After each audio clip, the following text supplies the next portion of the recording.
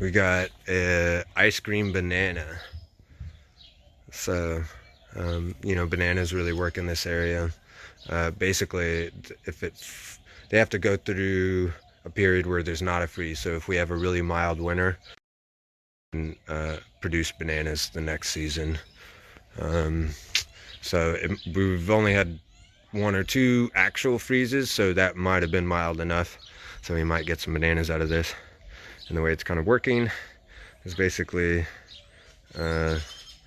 utilizing a water source. So the neighbors here have a broken pipe, and the slumlord will not fix it. So I use that water that comes out of there to grow bananas. Yay. Out back here, we're in some containers. You can grow citrus in containers, blueberries in containers. So this is a Rebel blueberry. Bought it first based on the name. Luckily it's working out. Sometimes you'll get a bonus plant like this, came in the same pot. Bonus upgrade. You'll get, that was a lime, and this is a lemon bush. They work in containers. Succulents work really well in containers. This is a stolen view for a few Hay Street Bridge. Woo! So right here we actually got baby cakes. It's a blackberry, small bush, goes in containers. Look for dwarf varieties for containers. This is the dwarf pomegranate. Do you need 2 types of blueberries to pollinate? I believe so. That's mainly kind of what I've heard. And plus they don't produce that much on a single plant, so it's usually better to get a couple of them. This is really cool. This is tropical. It's called miracle fruit.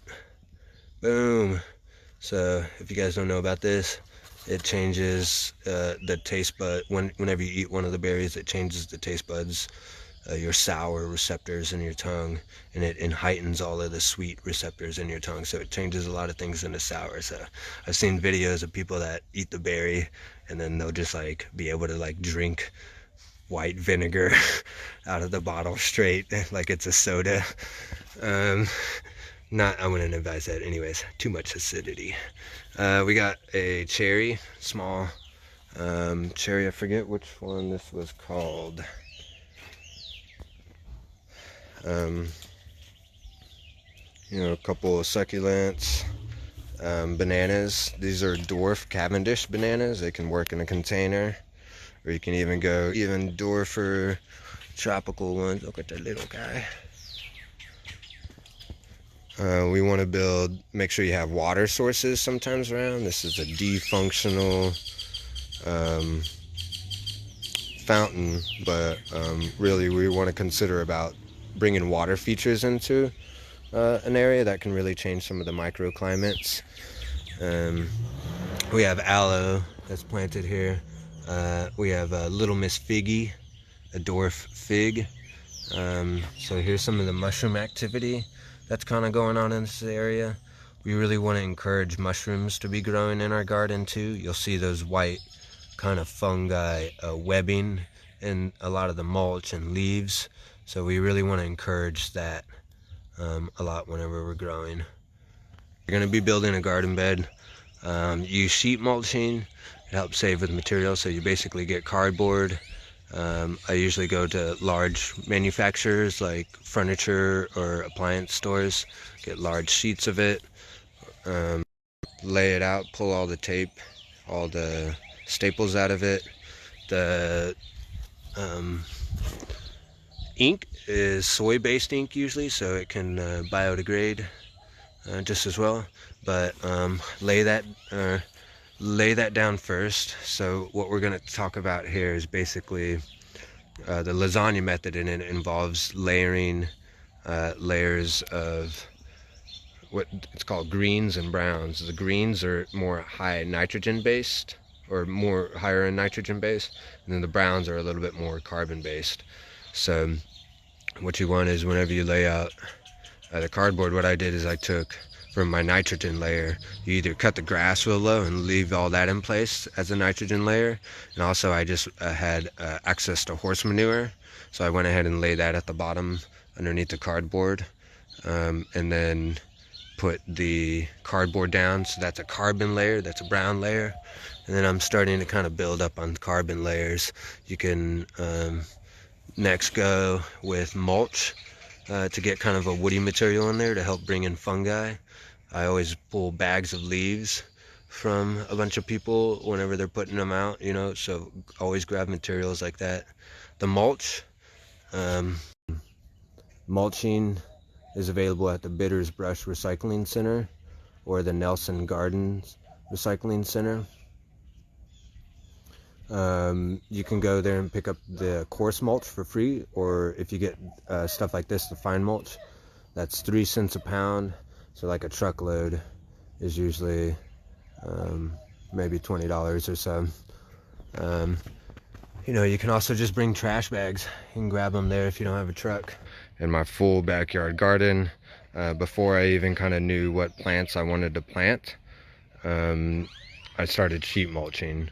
So I was able, before I kind of even figured out what the internal design of the area, just because I knew the space over here, I started sheet mulching several years prior to even getting one of the plants in the ground. So this has been sheet mulched probably up to 5 years now. And I just recently did another layer of sheet mulch. So you can see we're got some cardboard. Yeah, got some cardboard right here. So the basic layer that the basic one is, this was all full of grass from the previous season. So it cut down all the grass, lay down a bunch of cardboard, make sure the cardboard is overlapping, at least like 6 inches on each seam, because that's where grass can kind of work its way up on around. And then you put mulch down. Mulch, you know, can be wood mulch, it could be leaves, you know, whatever you have available.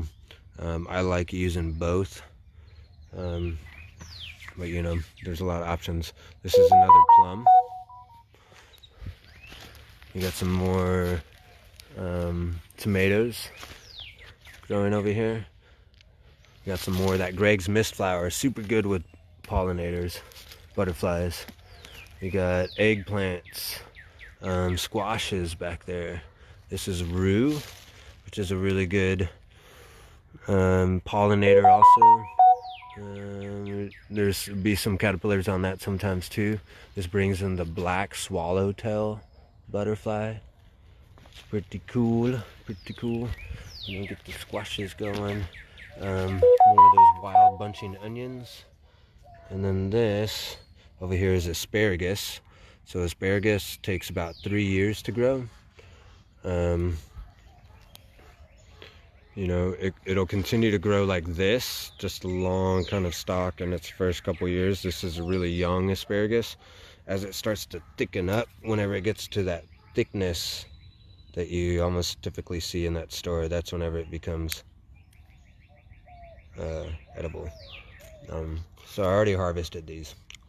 Sorry, it doesn't make that much yet, but it's finally getting into production. And I pretty much eat them out here as soon as I find them. So yeah, there was a good one. Ate it right on the spot. And that'll just continue to grow out of this area. Oh, here we go. So that's a really young asparagus right there. Kind of coming out. I put purple asparagus over here too. The way you buy it, what you want to do is you want to buy a 1 year or 2 year old. Just the root system of it. It's best to grow it that way than versus seed. Here's another small asparagus coming up. That's kind of how that works. This is my co-pilot, Commander-in-Chief, dog poop depository system. Oh my God, don't step on this.